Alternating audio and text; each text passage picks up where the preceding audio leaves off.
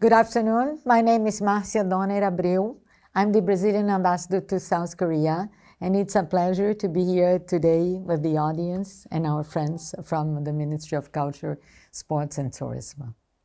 The G20 Summit, and the G20 Summit this year has three very special priorities. Our motto is building a just world and a sustainable planet. And we have identified three big priorities: combating inequality, hunger, and poverty, promoting sustainable development, and promoting and working together within a call of action for the reform of the global governance or the governance of global institutions. So this is basically what we expect: full engagement from our partners in the G20. We are 19 countries, as you know, plus the European Union and the African Union. And we have 17 other countries that have been invited. 8 of them have joined us since the beginning of the G20 process, and some other more are joining just for the summit. Now, President Yoon will have also the opportunity to talk a bit about his or Korea's cooperation and undertakings with Brazil. And we obviously expect him to like what he sees, to have a positive evaluation of our bilateral relations as well. And particularly in a year we are celebrating the 65th anniversary of our bilateral relations. I would say trade and investment are certainly meaningful. We are Korea is the fourth biggest trading partner of Brazil in Asia. We export and import a lot from here. We are mainly the biggest exporter of chicken. That everybody tells me that they love chicken from Brazil, but we are not able to export bovine meat, or beef. So this is something that we would like to work out with Korea.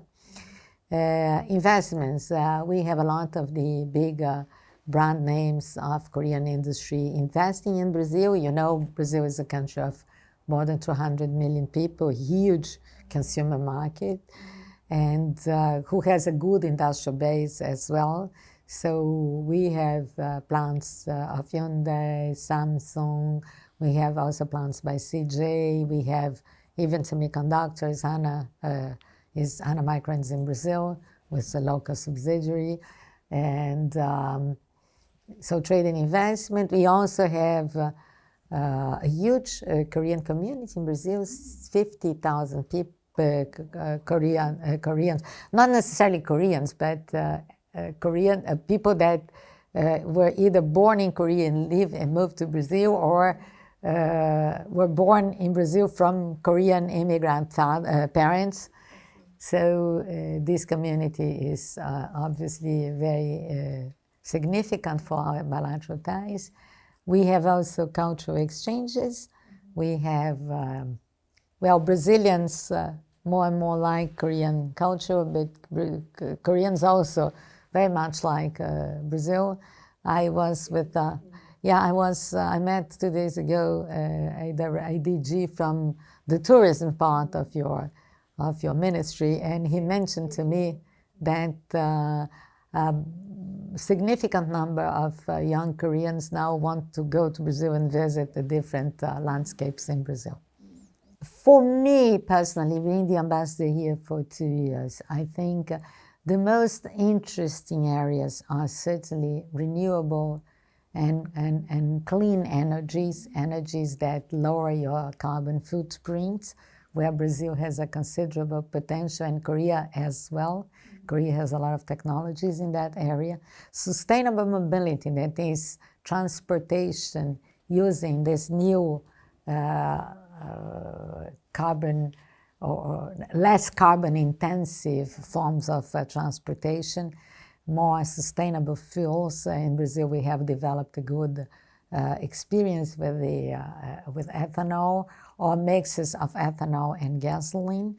Korea, of course, has the hydrogen cars, but the industry themselves here tell us that hydrogen is probably more suitable for big transportation, trucks and buses, more and of course ships more than cars. They are already working together in that area because Hyundai in Brazil produces cars that run on ethanol because you see, the ethanol program in Brazil is interesting.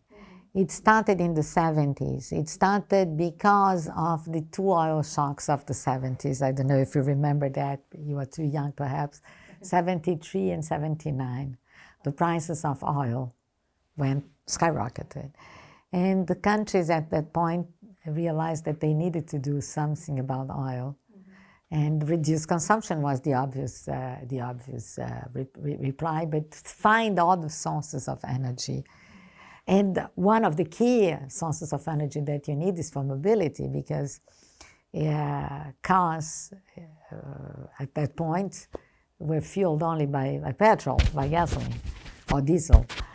And so Brazil developed this ethanol motor, ethanol cars. For the cars that Hyundai makes in Brazil, not the ones it imports, but for the ones that it makes in Brazil, they are all with flex motors. And we really have one car that is called the HB20 that is one of the best sellers in Brazil. HB20, that I think stands for Hyundai Brazil 20, is a car developed only for Brazil. It only exists in Brazil. Hyundai doesn't sell this car anywhere else in the world. And it runs on a flex fuel motor. So we are already working on that.